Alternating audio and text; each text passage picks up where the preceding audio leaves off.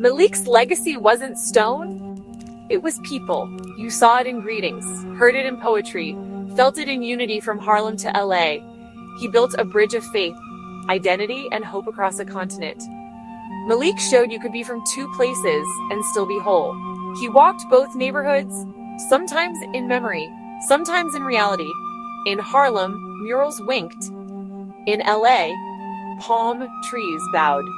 He was a king with two kingdoms, his power the love and light he shared. His journey proved community is connection. Faith is an open door. One person, sincere and believing, can change the world. Or at least their corner. The crown remains, not on his head, but in his presence and quiet smile. Malik Alim, Muslim king from Harlem, bridge builder from Cali. He walks on, leaving a trail of light, a path of peace. One coast to the other, one family, one unbreakable chain of faith and unity. The work continues, but the foundation is strong, and the future is bright. In LA, Malik's mission burned brighter, connecting worlds, showing everyone they were part of the same story. He blended Harlem's stories with LA's linking poets and justice movements from both coasts. In a community garden, he stood before young faces of every background holding a flag with one word: Hack. Truth. This is what we stand for, he said. The truth of who we are, our history, our connection, our worth. His calm presence made people feel seen and safe. You all wear a crown, he told them. Given by ancestors, polished by faith. Don't let it slip. The youth stood taller. Hawk became their symbol, painted on walls, written in poems. Malik's Harlem seed took root in California soil. He taught them to raise a flag for truth, justice, and each other. The call came. Los Angeles needed a bridge builder. Leaving Harlem was like leaving a piece of his heart, but Malik knew his duty was to the community, not just the block. He packed light, books, prayer rug, golden scales, Harlem's rhythm in his spirit.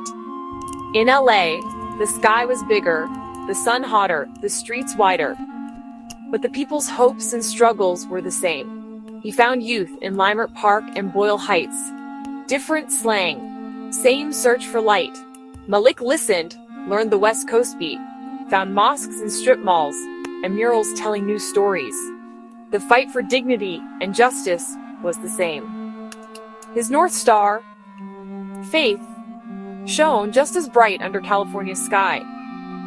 Malik built bridges, not of steel, but of understanding.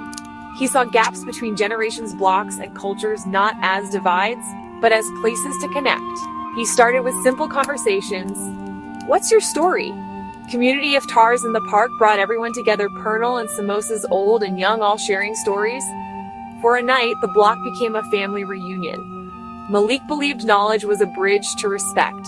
He brought elders and imams to the community center, teaching kids their identities were woven, not separate. Your abuela's sofrito and your prophet's teachings can live in the same heart, he'd say. The murals seemed to nod in approval.